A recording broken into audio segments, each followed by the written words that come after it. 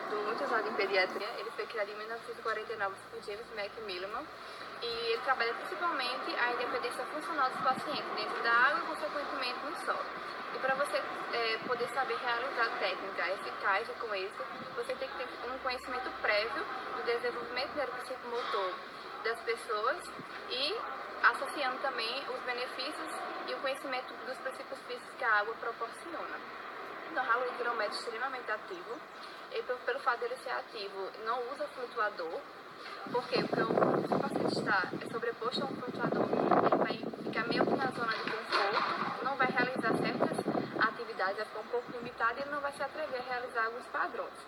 E pelo fato de ele ser um método extremamente ativo, às vezes você não precisa referir o paciente como um paciente. Você pode falar que ele é um cliente ou aprendiz, e o fisioterapeuta pode ser mencionado como facilitador ou instrutor, por ser um método muito ativo. E o Haloic ele trabalha muito com a ludicidade. Como ele não usa nenhum flutuador, mas pode ser utilizado algumas ferramentas, alguns materiais para aumentar a ludicidade, deixar um ambiente mais alegre, mais divertido, porque é um dos objetivos do Haloic. Além disso, ele também trabalha com jogos, competições, com motivações. E claro que todos os jogos, ele também tem um critério, tem que ser de acordo com a idade e a habilidade que o seu paciente apresenta. Porque pelo fato dele ser aplicado muito para pacientes pediátricos, principalmente também com déficits neurológicos, ele também pode ser realizado para outros tipos de pacientes, para também de outras diversas idades. Por isso tem esse critério. E o Haloic ele trabalha mediante 4 etapas, que a primeira seria a adaptação ao ajuste mental, a segunda seria o controle rotacional, a terceira seria a inibição de movimentos e a quarta, a facilitação de movimentos. Então, o Haloic ele é um método progressivo, é por etapas. Então, para que ele saia de uma etapa para a outra, ele tem que realizar a primeira de forma independente, de forma voluntária e ativa. Então, para ele passar de uma para outra, tem que ter esse critério. E tudo é sempre no ritmo do seu paciente. Tem que esperar o tempo que ele conseguir fazer as atividades propostas pelo seu fisioterapeuta.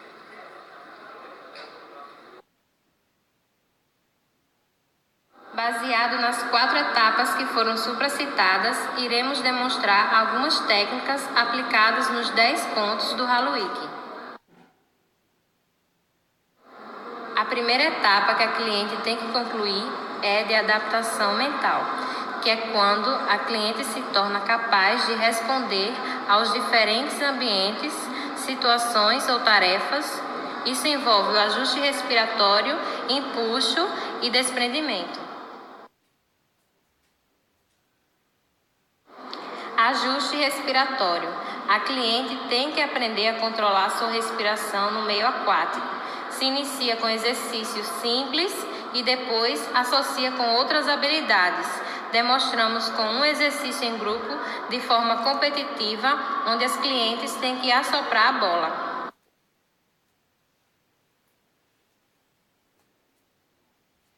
Empuxo ou flutuação.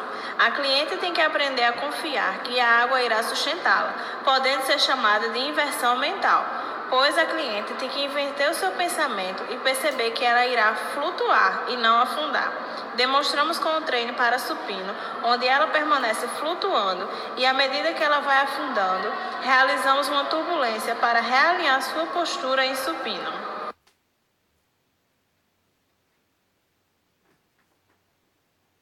Desprendimento é um processo progressivo de aprendizagem no qual a cliente torna-se física e mentalmente independente do terapeuta.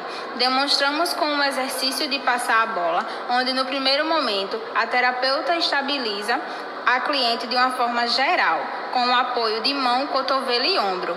E à medida que a paciente vai ganhando independência, a estabilização vai diminuindo de articulação, permanecendo cotovelo e ombro, até ganhar uma boa independência, permanecendo a estabilização de ombro, até não precisar mais de nenhuma estabilização. A segunda etapa que a cliente tem que concluir é a de controle do equilíbrio ou rotacional, que é quando a cliente consegue realizar giros em torno do seu próprio eixo. Rotação vertical, para frente e para trás no plano sagital. Demonstramos de uma forma dinâmica e lúdica, utilizando bambolê e bola.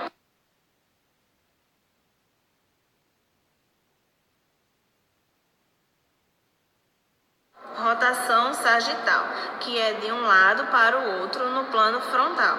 Demonstramos de forma dinâmica, em grupo, utilizando flutuadores coloridos para deixar o ambiente lúdico.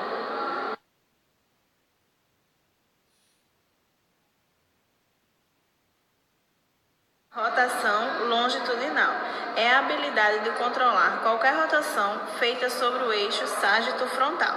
Demonstramos essa rotação com a cliente em flutuação, girando com o rosto na água. Porém, essa rotação também pode ser realizada de pé, girando no mesmo lugar.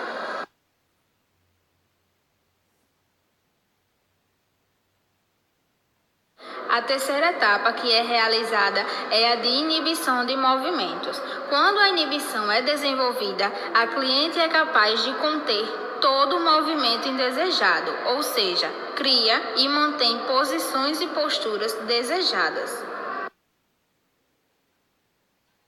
A quarta etapa que é realizada é a de facilitação de movimento, que é a capacidade de criar um movimento mentalmente desejado e fisicamente controlado por qualquer meio sem recursos de flutuação.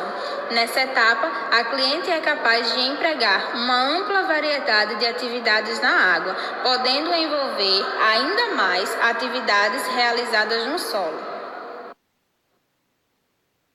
Demonstramos anteriormente a facilitação de movimentos sem o uso de flutuadores, pois isso faz parte do método Haluik, que prioriza a ausência de flutuadores. Porém, o Haluik é um método amplo que pode incorporar diversas técnicas, onde podemos ser criativos e inovadores, mas sem fugir dos princípios do método Haluik.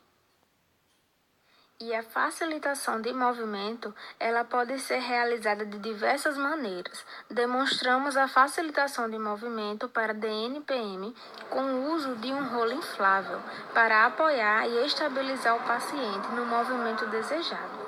Essa técnica de facilitação com o rolo inflável, ela não faz parte do método Haluik, porém, ela é uma adaptação onde utilizamos a ludicidade, a dinamicidade e o movimento ativo que é utilizado no próprio método Haluik.